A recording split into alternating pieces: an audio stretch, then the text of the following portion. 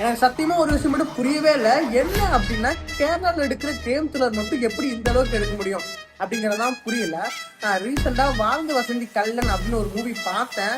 இந்த மூவியை எந்த அளவுக்கு சஸ்பென்ஸ் அண்ட் த்ரில்லிங் எடுத்துகிட்டு போக முடியுமோ அந்த அளவுக்கு எடுத்துகிட்டு போயிருந்தாங்க. இதோட ஒன்லைன் சொல்லணும்னா ஃபர்ஸ்ட் ஆஃப் நார்மலாக ஃபர்ஸ்ட் ஹாஃப்ல என்ன எடுத்துகிட்டு போக முடியுமோ நார்மலாக போலீஸ்காரங்க காட்டுறாங்க. அதில் வர பிரச்சனை அந்த போலீஸ்கார் பண்ணுற தப்பு இதெல்லாம் சுட்டி காட்டுற மாதிரி ஒரு நார்மலாக எடுத்துகிட்டு போயிருந்தாங்க. ஆனால் செகண்ட் ஹாஃப் தான் கதைக்குள்ளே போகிறாங்க. நானும் ஒரு டிடெக்டிவாக மாறேன்.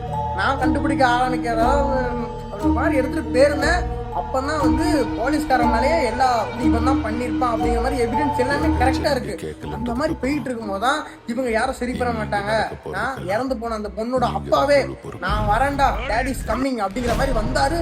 நெருப்பு மாதிரி சம்பவம் பண்ணிட்டே இருந்தாரு. கடைசியில கிளைமேக்ஸ் யாரா கொலகாரம் அப்படின்னு பார்த்தா, யாரா நீங்க என்னடா பண்ணி வச்சிருக்கீங்க, இவன் எங்க இருந்தா வந்தான் அப்படிங்கிற மாதிரி என்னை யோசிக்க வச்சிருச்சு. ஏன்னா நான் எதிர்பார்க்கவே இல்லை. சப்பையா ஒருத்தன் வந்து பண்ணிட்டு போயிட்டான். ஒரு மாதிரி செம்மையா எடுத்துட்டு போயிருந்தாங்க. இந்த ஒரு மூவியை கண்டிப்பா பாத்துருங்க. நல்ல ஒரு எக்ஸ்பீரியன்ஸ் கிடைச்சது.